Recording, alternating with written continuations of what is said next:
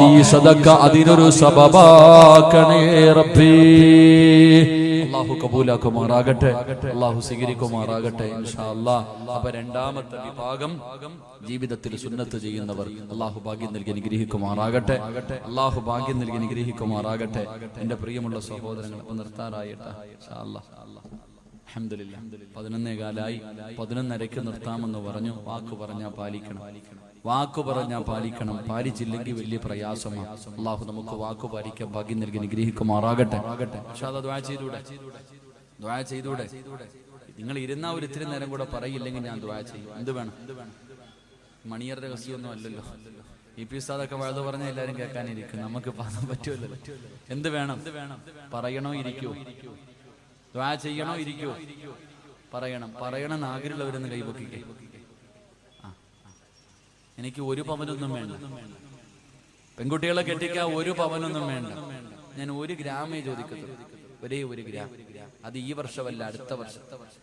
അടുത്ത വർഷം അറൂസിൽ അൽഹംദുലില്ലാഹ് പെൺകുട്ടികളുടെ വിവാഹം നടക്കുന്ന സമയത്ത് നിങ്ങളെ കൊണ്ട് കഴിയുന്നത് കൊടുക്കണം. ഞാൻ അത് ചോദിക്കുമ്പോൾ ഇതുപോലെ പൊക്കണം. അല്ലാഹു ബർക്കത്ത് ചെയ്യുമാറാകട്ടെ, അല്ലാഹു ബർക്കത്ത് ചെയ്യുമാറാകട്ടെ. പൈസയുടെ കാര്യം പറയുമ്പോ ഇല്ല, എന്റെ ചങ്ങായിമാരെ എല്ലാരും പറയണൊരു മറുപടി ഉണ്ട്. നിങ്ങൾ സ്വന്തം ശാപം വലിച്ചു വെക്കണവരാ പലരും. നിങ്ങളുടെ ജീവിതത്തിന്റെ നാശം നിങ്ങൾ തന്നെയാ, വേറെ ആരെയും കുറ്റപ്പെടുത്തണ്ട. എല്ലാവരോടും ചോദിക്കും പൈസയുണ്ടോ? ഇല്ല ഉസ്താദെ. കൈ വെച്ചിട്ട് പറയില്ല. നോട്ട് നിരോധനം വന്നു, ആകെ ഒന്നുമില്ല. ആരാ പറഞ്ഞ? എല്ലാ എണ്ണത്തിന്റെ കയ്യിലും ലക്ഷങ്ങൾ ഇരിപ്പുണ്ട്. 2000-ന്റെ നോട്ട് മോഡി സാറ് നിർത്തി. ബാങ്കിലോട്ട് പോകുന്നതൊന്നും തിരിച്ചു വരുന്നില്ല. അത് കാരണം ഇപ്പൊ വീട്ടിൽ വെച്ചിരിക്കുക. നേരത്തെ 500-ന്റെ 1000-ന്റെ ഒക്കെ കെട്ടുകണക്കിന് വെക്കണമായിരുന്നു. ഇപ്പൊ എളുപ്പ വഴിയാ, ഇത്തിരി വെച്ചാൽ മതി. വെക്കാൻ നല്ല സ്ഥലമാണ്. എല്ലാവരും കയ്യിൽ പൈസ വെച്ചിട്ടുണ്ട്. പക്ഷെ ചോദിച്ചാ പറയും ഇല്ല ഇല്ല ഇല്ല. നീ 10 പ്രാവശ്യം ഇല്ല ഇല്ല എന്ന് പറയുമ്പോ അള്ളാഹു നിന്നെ എത്തിങ്ങാനലാക്കി കളയും. കാരണം നീ കൈ വെച്ചിട്ടില്ല എന്ന് പറഞ്ഞതാണ്. ഒരുപാട് പ്രാവശ്യം കയ്യിൽ വെച്ചിട്ട് ഇല്ല ഇല്ല ഇല്ല എന്ന് കള്ളം പറഞ്ഞു.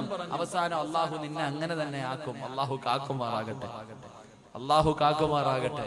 കയ്യിൽ വെച്ചിട്ടില്ല എന്ന് പറയുന്നു.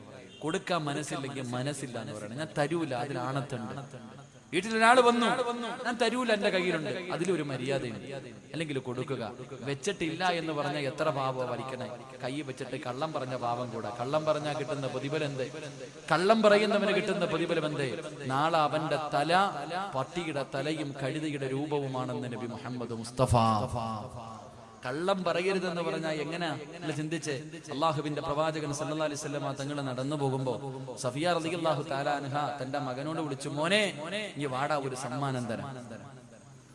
ഒരു പെണ്ണ് തന്റെ മകൻ വെളിയിൽ കളിച്ചോണ്ടിരിക്കണ, എത്ര വിളിച്ചിട്ടും വരുന്നില്ല. അവനെ വിളിച്ചു, വാടാ മോനെ, ഒരു സമ്മാനം തരാം. ചെറുക്കൻ ഓടി വീടിനകത്ത് കയറി വന്നു.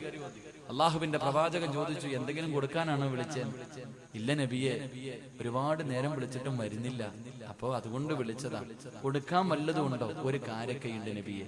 അള്ളാന്റെ റസൂല് പറഞ്ഞു, അതുകൂടെ ഇല്ലായിരുന്നെങ്കിൽ കള്ളം പറഞ്ഞ പാപം അള്ളാഹു നിനക്ക് എഴുതുമെന്ന് നബി മുഹമ്മദ് മുസ്തഫ. നമ്മള് മക്കളോട് പറയും, മോനെ അത് മേടിച്ചേരാ, ഇത് മേടിച്ചേരാ, അങ്ങനെ മേടിച്ചേരാ, എങ്ങനെ മേടിച്ചേരാ. മോനെ ഫോൺ വിളിക്കുമ്പോ വീട്ടിൽ പിരിവുകാരോ വന്നാ വാപ്പ ഇല്ലാന്ന് നീ തന്നെ പറഞ്ഞേക്കണേ. പറയാ വാപ്പ വീടിനകത്തിരിക്കും. അള്ളാഹുബെ പിരിവിന് ആരെങ്കിലും വരുന്നത് കണ്ടാ പറയും വാപ്പ ഇവിടെ ഇല്ലെന്ന് പറഞ്ഞേക്കട, കള്ളം പറഞ്ഞേക്കട. നമ്മൾ തന്നെ മക്കളെ കള്ളം പഠിപ്പിക്കുന്നു. അള്ളാഹു കാക്കുമാറാകട്ടെ. അവസാനം നിന്റെ മക്കള് ഭൂലോക കള്ളരാകും. അവരുടെ രസം ഉണ്ടാവും. നിന്റെ മക്കള് കള്ളരെന്ന് പറഞ്ഞാൽ കള്ളന്മാരായിട്ട് ചരിത്രത്തിൽ കാണാം. ഖബറിനകത്ത് ജീവിതത്തിൽ എപ്പോഴും കള്ളം പറയുന്ന ഒരു മനുഷ്യനുണ്ടായിരുന്നു. ആ മനുഷ്യനെ ഖബറിനകത്ത് കൊണ്ടുവച്ചപ്പോ മുൻകറും നക്കീറും വന്നിട്ട് ചോദിച്ചു, മൻ റബ്ബുക. ഖബറിനകത്ത് 2 മലക്കുകൾ വന്ന് ചോദ്യം ചോദിച്ചപ്പോ ഈ മനുഷ്യൻ പറയാ, ഇപ്പൊ 2 എണ്ണം വന്നിട്ട് പോയതേ ഉള്ളൂ, പിന്നെയും നിങ്ങളും വന്നു. അള്ളാഹു മുൻകറും നക്കീറും വിചാരിച്ചു, പടച്ചോനെ ഞങ്ങളല്ലാതെ വേറെ ആരും ഖബറി വരില്ല, ഇവെന്താടാ ഈ പറയണേ? ഇപ്പൊ 2 പേര് വന്നിട്ട് അങ്ങോട്ട് പോയതേ ഉള്ളൂ, വീണ്ടും 2 എണ്ണം വന്നിരിക്കുന്നു. പടച്ചോനെ 2 പേരും കൂടെ ചോദിച്ചു, അള്ളാഹു ഇതെന്താ പടച്ചോനെ? അപ്പൊ പറഞ്ഞ മറുപടി, നാവെടുത്ത കള്ളവേ പറയത്തുള്ളൂ, ചുമ്മാതെ പറഞ്ഞതാണ്. അള്ളാഹു നമ്മളെ കാക്കുമാറാകട്ടെ. ഇങ്ങനെ ബസ്സിൽ കയറുമ്പോ ടിക്കറ്റ് എടുക്കാൻ വന്ന് ചോദിക്കും, ടിക്കറ്റ് ഇല്ല, 1 മതി. കുട്ടി, അള്ളാഹു അവന് 2.5 വയസ്സായി. പെണ്ണ് കെട്ടാറായി സ്കൂളിൽ പഠിക്കുന്ന മക്കള്. പടച്ചോനെ ഞാൻ ഇങ്ങനെ യാത്ര ചെയ്യുമ്പോ എനിക്ക് അത്ഭുതം തോന്നി. ടിക്കറ്റ് എടുക്കുന്ന ആള് വന്നിട്ട് ചോദിച്ചു, കുട്ടി ഇല്ല, കുഞ്ഞിന് വയസ്സായില്ല. അപ്പൊ അവൻ അയാൾ ചോദിച്ചു, മോനെ നിനക്ക് എത്രാം ക്ലാസ്സിലാണ് പഠിക്കണേ? ഞാൻ 4ാം ക്ലാസ്സിലാണ് പഠിക്കണത്. കുറച്ചേനെ കഴിഞ്ഞില്ല. ഇതാ നമ്മുടെ അവസ്ഥ. അള്ളാഹു നമ്മളെ കാക്കുമാറാകട്ടെ. അള്ളാഹു നമ്മുടെ മക്കളെ സ്വാലിഹീങ്ങളിൽ പെടുത്തുമാറാകട്ടെ. ഇൻഷാ അല്ലാഹ് ഒരു കാര്യം കൂടെ പറയാം. ഒരു കാര്യം കൂടെ പറയാം. അല്ലാഹുവിന്റെ പ്രവാചകൻ സല്ലല്ലാഹു അലൈഹി വസല്ലമ തങ്ങൾ പറയുകയാണ്, എന്റെ പ്രിയമുള്ള ചെറുപ്പക്കാരാ, എന്റെ പ്രിയപ്പെട്ട പെങ്ങളെ, അല്ലാഹുവിന്റെ പ്രവാചകൻ സല്ലല്ലാഹു അലൈഹി വസല്ലമ തങ്ങൾ പറയുകയാ, ജന്നാത്തുൽ ഫിർദൗസ് എന്ന സ്വർഗ്ഗം വേണോ? ജന്നാത്തുൽ ഫിർദൗസ് എന്ന സ്വർഗ്ഗം വേണോ? അല്ലാഹുവിന്റെ പ്രവാചകൻ പറയുന്നു, സഹാബാ ദൂ റഹ്മിൻ ഗഫൂർ. അല്ലാഹുവിന്റെ പ്രവാചകൻ പറയുന്ന മൂന്നാമത്തെ വിഭാഗം ഏതെന്നറിയുവോ? അത് കുടുംബ ബന്ധം ചേർക്കുന്നവരാ. തന്റെ ഉപ്പാനെയും ഉമ്മാനെയും സ്നേഹിക്കുന്ന മക്കളാ, മാതാപിതാക്കളെ സ്നേഹിക്കുന്ന മക്കളാണ്, അവരെ ബഹുമാനിക്കുന്ന മക്കളാണ്, അവരെ ആദരിക്കുന്ന മക്കളാണ്, അവർക്ക് നൽകേണ്ട പരിഗണന നൽകുന്ന മക്കളാണെന്ന് അല്ലാഹുവിന്റെ റസൂല് പഠിപ്പിക്കുമ്പോ, എന്റെ പ്രിയമുള്ളവരെ, മാതാപിതാക്കളോട് സ്നേഹമുള്ള എത്ര മക്കളാ ഉള്ളത്?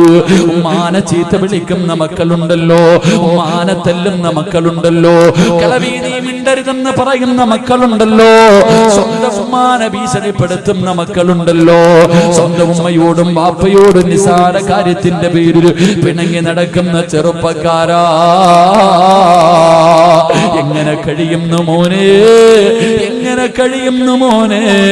നിന്നെ ഗർഭം ചുമന്ന, നിന്നെ മരണവേദനയുടെ വേദനയും നൊന്ത് പ്രസവിച്ച ഉമ്മാനെ വേദനിപ്പിക്കാ, സ്വന്തം ഉമ്മയോട് പിണങ്ങിയിട്ട് ഒരു രാത്രി ഉറങ്ങാൻ എങ്ങനെ കഴിയുന്നടാ? എന്റെ പ്രിയപ്പെട്ട ചെറുപ്പക്കാരാ, വേണ്ട മോരെ, ഉമ്മാന്റെ മനസ്സ് വേദനിപ്പിക്കല്ലേ, ഉമ്മാന്റെ കണ്ണുനീര് വാങ്ങിവെക്കല്ലേ. അല്ലാഹുവിന്റെ റസൂല് പറഞ്ഞു, ഉമ്മായുടെ മനസ്സ് വേദനിപ്പിക്കുന്നവൻ അല്ലാഹു കൊടുക്കുന്നത് ദുനിയാവിൽ വെച്ച് തന്നെയാ. ഉമ്മാന്റെ മനസ്സ് വേദനിപ്പിക്കുന്ന മക്കള്, ആ മക്കൾക്ക് അല്ലാഹു ശിക്ഷ കൊടുക്കുന്നത് ദുനിയാവിൽ വെച്ച് തന്നെ കൊടുക്കുമെന്ന് അഷ്റഫുൽ ഖൽഖ് നബി മുഹമ്മദ് മുസ്തഫ. ഉമ്മയാരെന്നറിയുവോ ചെറുപ്പക്കാരാ? നിന്റെ ഉമ്മാന്റെ കാൽച്ചുവട്ടിലാ സ്വർഗം കിടക്കുന്നത്. നിന്റെ ഉമ്മയുടെ കാൽച്ചുവട്ടിലാണ്. അല്ലാഹുവിന്റെ റസൂലിന്റെ മുന്നിൽ ഒരു സഹാബി ചെന്നു, യാ റസൂലല്ലാഹ്, എനിക്ക് ഏറ്റവും കൂടുതൽ ബാധ്യത ആരോടാ നബിയേ? നിന്റെ ഉമ്മയോടാ, നിന്റെ ഉമ്മയോടാ, നിന്റെ ഉമ്മയോടാ. 3 പ്രാവശ്യം ഉമ്മ എന്നാ പറഞ്ഞത്. 4മതാണ് വാപ്പയുടെ പേര് പറഞ്ഞത്. കാരണം എന്ത്? ഗർഭം ചുമന്നതു 10 മാസം തള്ളയാ, പ്രസവിച്ച വേദന തിന്നതും അവർ തന്നെയാ,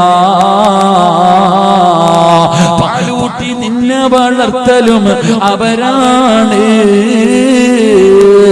ഈ 3 കാര്യം ഉപ്പയിൽ ഒഴിവാട്. ഗർഭം ചുമന്നത് ഉമ്മയാട്, നൊന്ത് പ്രസവിച്ചത് ഉമ്മയാട്, പാല് തന്നത് ഉമ്മയാട്. പടച്ചവനെ, നിന്റെ പ്രിയപ്പെട്ട ഉമ്മാനെ കുറിച്ച് നീ എപ്പോഴെങ്കിലും ഒന്ന് ചിന്തിക്കാറുണ്ടോ? നിന്റെ ഗർഭം ചുമന്ന സമയത്ത് അല്ലാഹുവേ, ആരെങ്കിലും ഒരു മനുഷ്യർ നിന്റെ തോളിലേക്ക് കൈയൊന്നെടുത്ത് വെച്ചാ ഒരു 10 മിനിറ്റ് കഴിയുമ്പോ നീ പറയും, എന്റെ തോളിൽ നിന്ന് കൈയെടുക്കാ. നിനക്കത് ഇഷ്ടപ്പെടൂല. 9.5 മാസം നിന്റെ ഉമ്മ വയറ്റത്ത് ചുമന്നുകൊണ്ട് നടന്നു മോര്. ഒന്ന് നല്ല ഭക്ഷണം കഴിക്കാൻ എല്ലാവരും കല്യാണത്തിന് പോകും, ഉമ്മയ്ക്ക് പോകാൻ കഴിയുന്നില്ല. ഉമ്മയ്ക്ക് വയറ് നിറച്ച് ഭക്ഷണം കഴിക്കാൻ കഴിയുന്നില്ല. ഒന്ന് നല്ലതുപോലെ നടക്കാൻ കഴിയുന്നില്ല. ഒന്ന് തിരിഞ്ഞു മറിഞ്ഞ് കിടക്കാൻ കഴിയുന്നില്ല. കാരണം ഉമ്മാന്റെ വയറ്റിൽ നീ കടന്നത് കൊണ്ടാ പൊന്നുപോര്.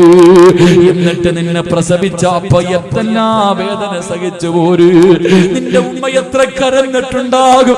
പ്രസവിക്കുന്ന സമയത്ത് നിന്റെ ഉമ്മ എത്ര വിളിച്ചു കൂവിയിട്ടുണ്ടാകും. ചെറുപ്പക്കാരാ, ആ മരണവേദന സഹിച്ചത് നിന്റെ ഉമ്മയാ മോനെ.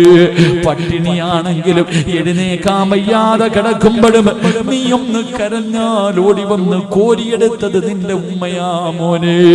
നിന്റെ മൂത്രവും കാഷ്ടവും എല്ലാം വാരിയതവരല്ലേ. ഇന്ന് നീ കൊട്ടാരം പോലെ ഒരു വീട് വെച്ചപ്പോ നിന്റെ ഉമ്മ അതിനകത്തൊന്ന് കാർക്കിച്ച് തുപ്പിയാ നിനക്ക് കഴിയില്ലല്ലോ. നിനക്ക് പണം കിട്ടിയപ്പോ, നിനക്കൊരു നല്ല പെണ്ണിനെ കിട്ടിയപ്പോ, ആ ഉമ്മയുടെ ദുആ കൊണ്ട് റബ്ബ് നിനക്കൊരു അനുഗ്രഹം തന്നപ്പോ നിന്റെ ഉമ്മ നിനക്ക് അധികം പറ്റായല്ലോടാ മനുഷ്യ. എങ്ങനെ കഴിയുന്നടാ? അല്ലാഹുവിന്റെ റസൂല് പറഞ്ഞു, ഉമ്മയുടെ മനസ്സ് വേദനിപ്പിക്കരുത്, ഉമ്മയുടെ മനസ്സ് വേദനിപ്പിക്കരുത്. വാപ്പയ്ക്ക് പ്രതിഫലമില്ലെന്നല്ല, ഉമ്മയുടെ കാൽച്ചുവട്ടിലാ സ്വർഗം, ഉമ്മാന്റെ കാൽച്ചുവട്ടിലാ സ്വർഗം. വാപ്പയുടെ മഹത്വം എന്തെന്നറിയോ? സ്വർഗത്തിലെ മധ്യത്തിലെ സ്വർഗത്തിന്റെ നടുക്കത്തെ കവാടം വാപ്പയാണെന്ന് നബി മുഹമ്മദ് മുസ്തഫ. സ്വർഗത്തിന്റെ കവാടത്തില് മധ്യഭാഗത്തെ വാതിലുണ്ടല്ലോ, മോനെ അതാണടാ വാപ്പ, മോനെ അതാണടാ വാപ്പ. വാപ്പയുടെ മനസ്സ് വേദനിപ്പിച്ചാലും നിനക്ക് രക്ഷപ്പെടാൻ കഴിയൂല.